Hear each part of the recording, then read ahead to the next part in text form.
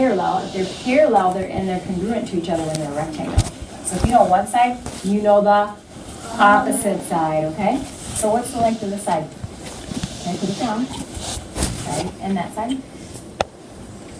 Good, that's how you do it. And the reason we teach this area model like this, it's just like when you're doing multiplication facts and you like to break apart numbers that are too hard or too big, you can break them up into smaller numbers. Like, look at how much easier it is to solve a 2 times 2 model and a 6 times 2 model instead of maybe a 4 times 6 model. Or you could, and then breaking apart the open space there. It's just a way you can break apart numbers, like some of you already do. You take 5 times something, and then you take 3 times something, and then you add them together. That's exactly what you should do in multiplication when you can. Okay, all right, last one. We did great on that. Look at this irregular shape. Oh my goodness. It's very irregular. And Sierra, I can't remember, were you here for our area lesson on Tuesday? Oh, so you're missing out on this. So area, can you guys tell her what area is? Brooke. It's the number of square units there are in a shape. Yes. Were you figuring it out by watching us? Kind of, okay. So it's perimeter is when you go around the outside, like we did those bodies, and we count how many, the distance across something. Area is what's inside. Like right now, what kind of rug are you guys sitting on? Area rug. What kind of rug is that? Area rug. Like if I say I want to measure the surface of my desk, what's that called? Area surface, okay? I'm not doing depth, I'm not doing height. That would be volume, okay? So area is, what's the space that takes up something inside? But it's only two-dimensional. So you can only look at a length and width. If you do length with height, what's that called? Length with height? Volume. Volume. Remember when Jacqueline showed us her room and she gave us the height, extra information? So this is sometimes what you can look at. They have extra information. That's what some of you were trying to solve there. So I'm wondering, what is this triangle about? Remember? About. It's irregular shape. What do you think that's going to be? It's going to be a lot of counting, isn't it? I'm going to, Gabe. Gabe has really been practicing this, and I just want him to show you because sometimes having a student tell you, one that's been really working on this a lot last night, I was having him do challenge, like, was it 5th grade IXL? Yeah, because he's ready for it. So why don't you go up there and show the class, how would you find the area of this triangle? Let's look. Yeah, so Let's learn something new today. first of all, you'd have to know Can you see, Raven? the length of a line down from the point. Okay. So how long is that? Say it's Can you count for us so we can model how you do it? so 1, 2, 3, 4, 5. So did you round up because of the half? I added the half to the half. Okay. Where'd you get the other half? Show me where the 2 halves are. Up here. Okay, so you kind of think that's a half? About. Okay. That's 5. Then we have to know how long this thing is. Okay, so we'll count with you. Ready? Do you guys know? 1, No, 2, 3, 4, 5, 6, 7, 8, 9, 10, 11, 12, 13, 14, 15, 16. Did you get 16? Yeah, but there's halves. No, I don't see halves yet. That's just the length. He just wanted to know the length, not halves yet. Then what? And then you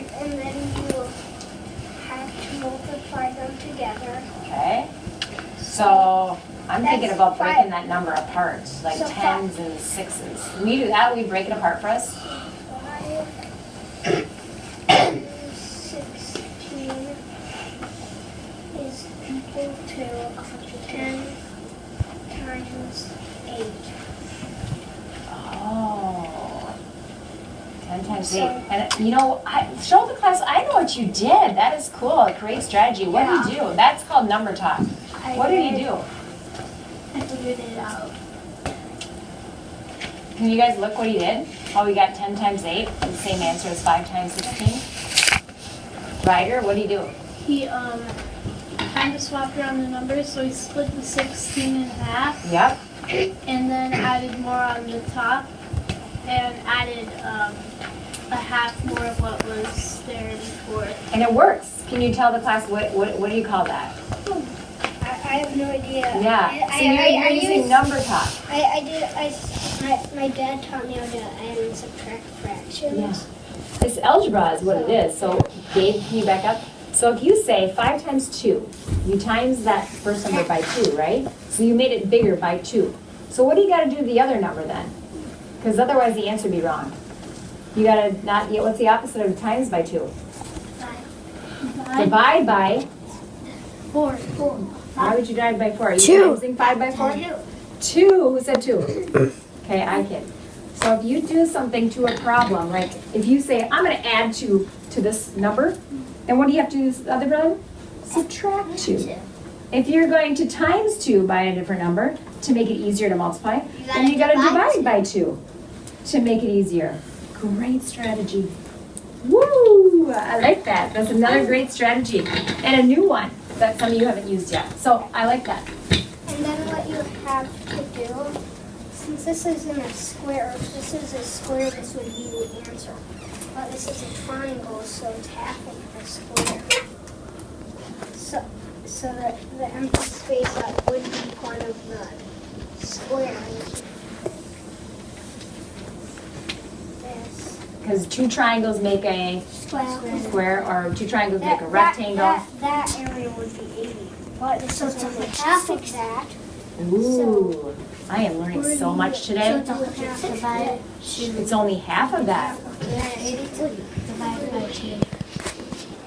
Another way to do this is to just divide one of these numbers by 2 and then multiply them together. So if I divided 16 by 2. You could divide it into 8 and then just do 5 times 8 8. and then get from 4 to 40. Oh my gosh, how many like this new strategy? Ooh, this is awesome. And it really makes you think like, oh yeah, 2 triangles make a rectangle. So if I can figure out the rectangle, then I should be able, or square, I should be able to half that, and that'll be my answer. Now, I was wondering, could you count that and get the same answer at all? Gabe, could you actually count that? Count these squares? Yeah, could you count that? You could count this squares. It's just if there isn't squares, and if it's just a problem, then you have to use stuff like this. Yeah, you're right. So he's giving you an example, like, you might get a triangle that doesn't have squares, boys and girls, and what are you going to do when you can't even count a square? You have to know another type of strategy. So then you can think about a rectangle and it's half, okay? But I was wondering, can we just count this together? Can you point to them and we'll just count and see how close we get to 40? 2 halves equal a whole, right? Yep. So, okay, so a half of a square is a triangle, and that would be But if half. we're doing this rectangle, then all these things are whole. What are they? If we're counting them in the rectangle, then it's. Okay, can you, yes, okay, so then can we do that and try that? Sure. Okay, so, and tell us if we say the wrong number. Well, okay, I was wondering, can we count the triangle inside and count the squares? Triangle, Yeah, let's try that and see. It could be really hard.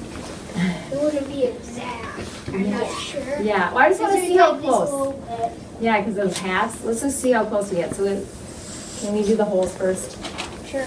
Okay, let's count. 1, 2, 3, 4, 5, 6, 7, 8, 9, 10, 11, 12, 13, 14, 15, 16, 17, 18, 19, 20, 21, 22, 23, 24, 25, 26, 27, 28, 29, 30, 31, 32, 33, 34, 35, 36, Oh, stop, 35, stop at 35. I feel like Austin is going so fast, he's like making me not think as clearly. So can we slow down and go 35? Like right here, I think we're at 35. Yeah. Okay, 36. 37, 38, 39, 30. So now we're at 30, what were we at? Were we at You 38? didn't count one. You didn't count this one. So what are we at? 39. So they're at 39, so it's a little bit off, and then we have to take all those halves and then add them together. So it's going to be a little bit off than we thought. Close, but not close enough, right? Okay, good job. All right, does somebody, and I'm going to show